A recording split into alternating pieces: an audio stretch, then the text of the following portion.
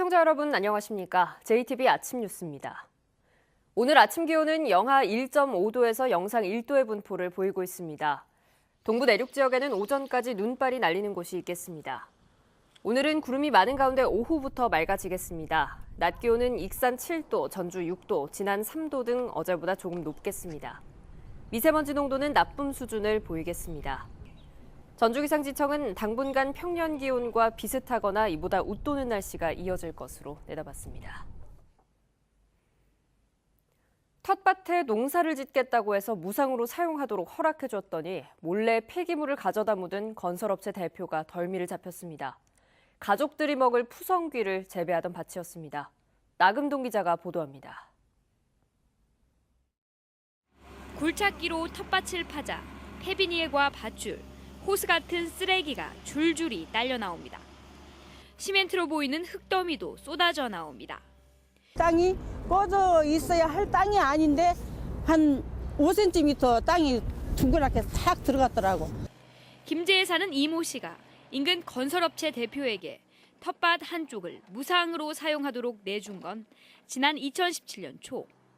그런데 이 대표가 밭에 몰래 각종 폐기물들을 가져다 묻은 겁니다. 아들이나 자식들, 손주새끼들 농약 안 친 걸로 먹게 하려고 키우는데 거기다 시멘트나 폐기물 같은 거 넣는데. 건설업체 대표는 밭 주변을 정리하면서 나온 나무와 풀을 묻었을 뿐이라고 주장합니다. 봄에 농사를 지나고 한번 싹 걷었죠, 풀을. 그럼 풀이 어디 갈 데 없어 그냥 묻어놨던 거예요, 그 자리에다. 김재 씨는 지난달 A 씨에게 폐기물관리법 위반으로 50만 원의 과태료를 부과했습니다. 폐기물 매립됐다는 신고를 받고 현장에 출동해서 매립된 것을 확인했습니다. 텃밭 주인 이 씨는 A 씨에게 손해배상을 청구할 계획입니다. JTB 뉴스 나금동입니다. 80대 노인이 요양병원에서 숨졌는데 이 과정에서 적절한 조치를 받지 못했다는 주장이 나와 경찰이 수사를 벌이고 있습니다. 병원 측은 유족들이 무리한 주장을 하고 있다며 맞서고 있습니다. 오정현 기자입니다. 익산 한 요양병원에서 81살 박모 씨가 숨진 건 지난 1일. 유족들은 박 씨가 숨지기 전 의료진이 제때 조치하지 않았다고 주장합니다. 상태가 위독해져 의사를 호출했지만 1시간이 넘도록 나타나지 않았다는 겁니다. 1시간이 넘도록 의사가 내려온다는 말만 하고 안 내려오던 의사가 멀리서 쳐다보면서 돌아가시게 생겼네요. 그냥 그러고서 뒤돌아 서버리더라고요.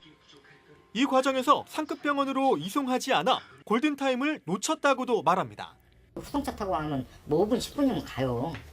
그럼 거기서 응급조치하고 뭐 했으면은 저는 그때는 살아계셨다고 봐요. 전혀 응급조치가 없었잖아요. 하지만 병원 측은 두 가지 주장 모두 터무니없다며 선을 긋습니다. 만약 호출하면 저는 바로 가거든요. 근데 찾지 않으셨어요.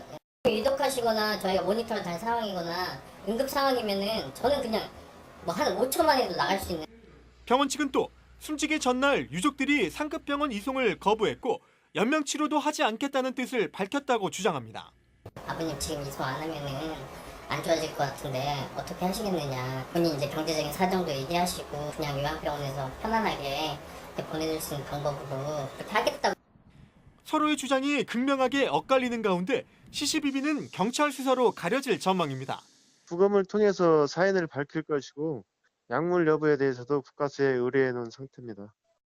CCTV 영상과 의료 기록 등의 자료를 확보한 경찰은 유족과 병원 관계자 등을 상대로 수사를 이어나갈 방침입니다. JTB 뉴스 오정현입니다. 125년 전 전북에서 일어나 퍼져나간 동학농민혁명의 기념일이 국가기념일이 됐습니다. 올해부터 5월 11일에 정부 주관으로 기념식이 열리는데 동학농민혁명의 역사적 가치를 국가적으로 재조명하는 사업에도 탄력이 기대됩니다. 권대성 기자입니다. 동학농민혁명 기념일을 국가기념일로 하는 안이 국무회의에서 의결됐습니다. 국가기념일 제정은 지난 2004년 동학농민혁명 특별법이 만들어진 뒤로 15년 만입니다. 기념일은 5월 11일 1894년 동학농민군이 정읍 황토현에서 관군과 처음으로 전투를 벌여 대승을 거둔 날로 이른바 황토현 전승일입니다. 정부는 올해 첫 기념식을 5월 11일에 세종문화회관에서 여는데 문재인 대통령도 참석할 예정입니다.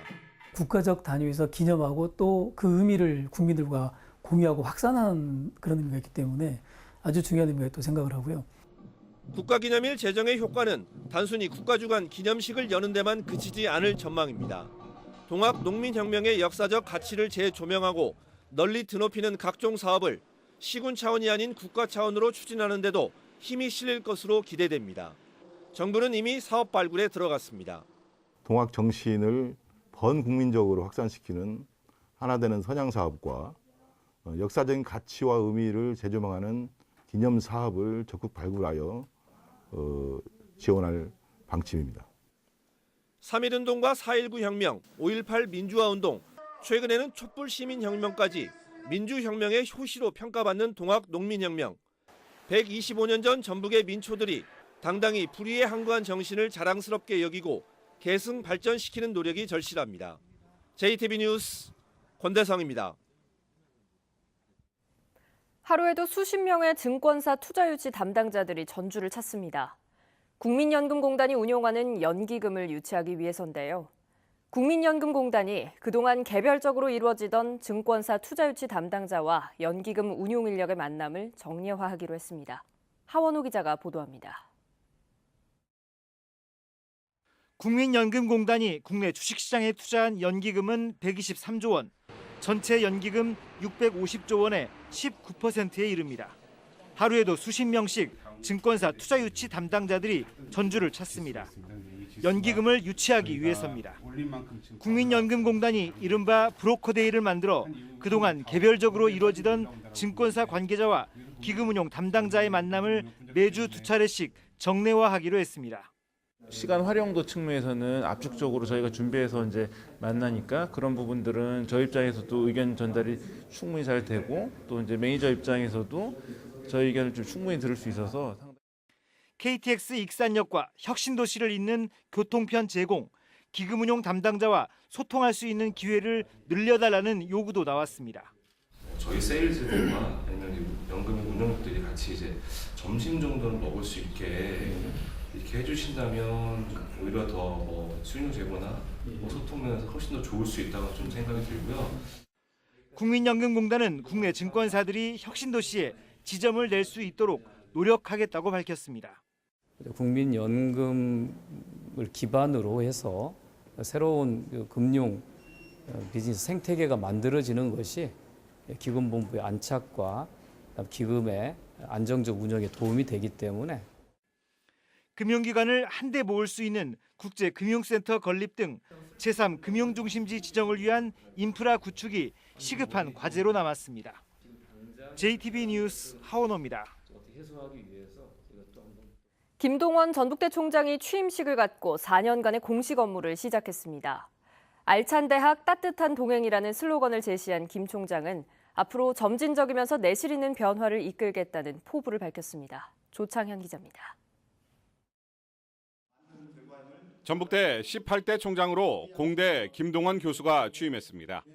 김동원 총장은 4년 임기를 관통할 슬로건으로 알찬 대학, 따뜻한 동행을 제시했습니다. 우리 대학이 지닌 경쟁 요소를 서로 긴밀히 연결함으로써 획기적인 변화보다는 점진적인 변화, 내용보다는 내실에 충실한 변화를 이끌어내겠습니다. 대학을 이끌 리더십으로는 분권과 공감, 융합이라는 3대 가치를 내걸었습니다.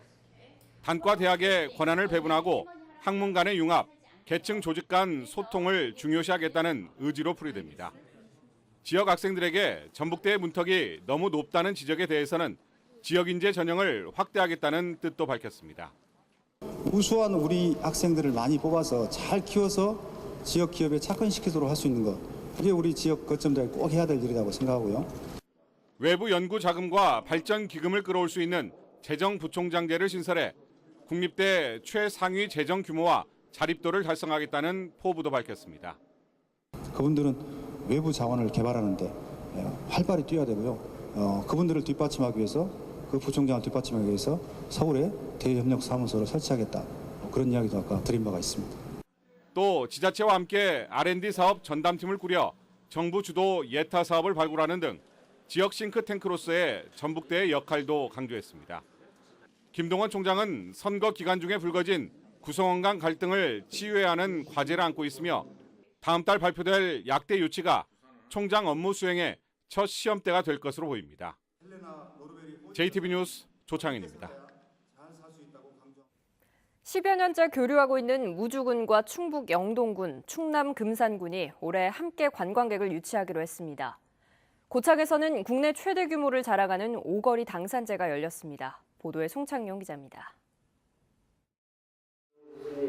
무주군과 충북 영동군, 충남 금산군 등 3도 3군이 관광협의회 정기총회를 열었습니다. 이들 3개 군은 국내외 관광객을 유치하기 위해 공동 홍보물을 제작하고 관광 설명회와 문화 탐방을 함께 실시하기로 했습니다. 그동안 중부 내륙권 관광진흥과 지역경제 활성화를 주도한 중심축으로 역할을 충분히 해왔던 만큼 앞으로 먼 미래를 염두에 둔 계획과 실천으로 3도 3군의 발전을 도모해 나갈 것입니다. 마을의 안녕과 한 해 풍년을 기원하기 위한 고창 오거리 당산제가 지난 18일 밤 성황리에 열렸습니다. 고창 오거리 당산제는 중요 민속자료 제14호와 전라북도 무형문화재 제37호로 지정돼 있습니다. 남원시에 찾아가는 민원 서비스 120 민원 봉사대가 3해면 화정마을을 시작으로 민원 서비스 대장정에 돌입했습니다. 전기와 수도, 가스 등 7개 분야 14명으로 구성된 120 민원 봉사대는 매주 화요일과 목요일에 1개 마을씩을 순회합니다. 앞으로도 그 오지 마을을 구석구석 방문해서 그 주민들이 불편사항이 없도록 해 나가겠습니다. 국내 유소년 야구대회 시즌 첫 개막 대회인 제4회 순창군 숲의 전국 유소년 야구대회가 오는 23일부터 28일까지 엿새 동안 순창에서 열립니다. 이번 대회는 전국에서 140개 팀이 참가해 기량을 겨룹니다. JTB 뉴스 송창용입니다. 정읍시의회가 임실 오염 토양 처리 시설의 허가 철회를 광주광역시에 촉구했습니다. 정읍시의회는 결의안에서 오염 토양 처리 시설이 운영되면 옥정호가 중금속으로 오염될 가능성이 높고 이 물을 식수원으로 이용하는 정읍시와 임실군 주민의 건강이 크게 위협받을 것이라며 광주광역시의 시설 허가 철회를 요구했습니다. 지난 15일 임실 오염토양 정화시설에서 채취한 오염토양 시료의 성분 분석 결과가 다음 달 중순쯤에 나옵니다. 전라북도는 분석 결과 허가받지 않은 성분이 검출되면 행정처분을 할 방침입니다. 이와 함께 전라북도는 업체 등록을 허가한 광주광역시를 방문해 이 업체가 스스로 사업을 철회하도록 중재를 요청할 계획입니다. 바른미래당은 태양광 발전소 문제와 관련해 현대중공업은 꼼수를 중단하고 정부는 군산 경제에 통 크게 지원하라고 촉구했습니다.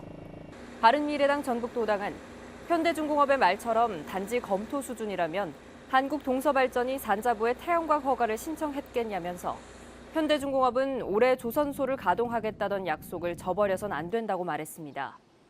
또 문재인 대통령과 이낙연 총리의 지역경제 활성화 약속에도 조선업 활력 제고 방안에 군산은 없다면서 정부는 군산조선소 재가동 약속을 이행해서 지역경제 활성화를 지원해야 한다고 주장했습니다.